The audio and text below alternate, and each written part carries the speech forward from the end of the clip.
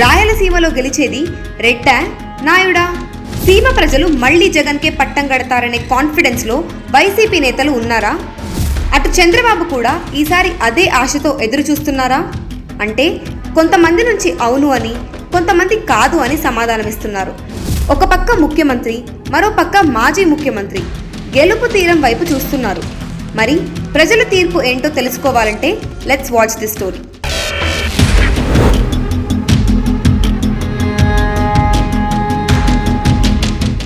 గెలవాలని అందరికీ ఉంటుంది, గెలిచేది మాత్రం కొందరే. ఆంధ్రప్రదేశ్ విషయానికి వస్తే టీడీపీ వైసీపీ రెండింటిలో ఏదో ఒక పార్టీ గెలిస్తే మరో పార్టీకి ఓటమి తప్పదు. ఆ గెలుపు ఎవరిది, ఓటమి ఎవరిది అన్నది అంతుబట్టకపోవడంతో ఇటు టీడీపీ అటు వైసీపీ రెండు పార్టీల్లోనూ నేతలు టెన్షన్ పడుతున్నారు. ఎక్కడ ఏ కొత్త విశ్లేషణ కనిపించినా వెంటనే దాన్ని తెలుసుకొని అలా కూడా జరగొచ్చు, అది మనకు కలిసి రావచ్చు అని అనుకుంటూ ఊరట పొందుతున్నారు.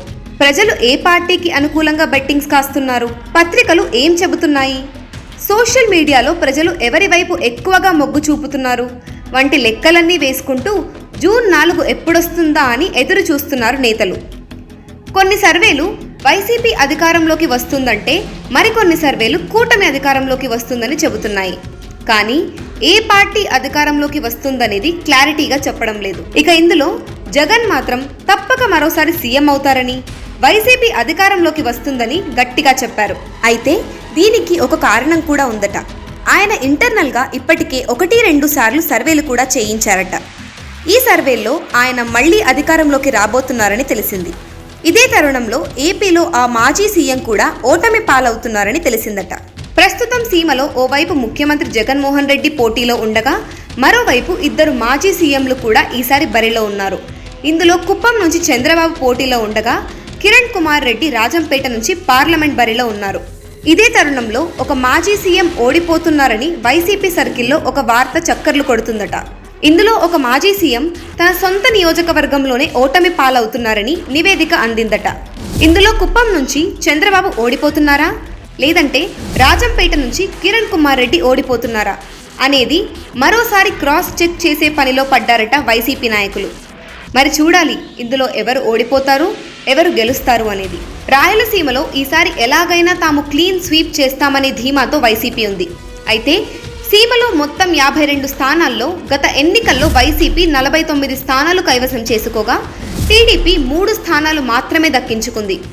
మరి ఈసారి టీడీపీ డబుల్ డిజిట్ తెచ్చుకుంటానని గట్టిగా చెబుతోంది. వైసీపీకి భారీగా తగ్గుతాయని సర్వే రాయుళ్లు చెబుతున్నారు.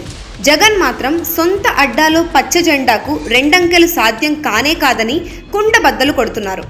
రేస్ సర్వేలో మాత్రం ఈసారి హిందూపురం, బనగానపల్లె, ప్రొద్దుటూరు, నగరిలో టీడీపీ గెలిచే అవకాశాలు కనిపిస్తున్నాయని అనుకుంటున్నారు. ఏది ఏమైనా ఏపీ ప్రజలు రాయలసీమలో ఎవరు గెలుస్తారో, ఎవరు ఓడతారో అని ఆసక్తిగా ఎదురు చూస్తున్నారు. ఎందుకంటే ఒక పక్క సీఎం, మరో పక్క ఇద్దరు మాజీ ముఖ్యమంత్రులు పోటీ చేస్తుండడంతో సీమ ఫలితాలు ఎవరిని ఎలా వరిస్తాయో అన్న ఆశలు కూడా పెరుగుతున్నాయి. మరి గెలిచేదెవరో, ఓడేదెవరో, ప్రజల మనసులో ఉన్న నేతలు ఎవరో అని తెలియాలంటే జూన్ 4 వరకు వేచి చూడాల్సిందే.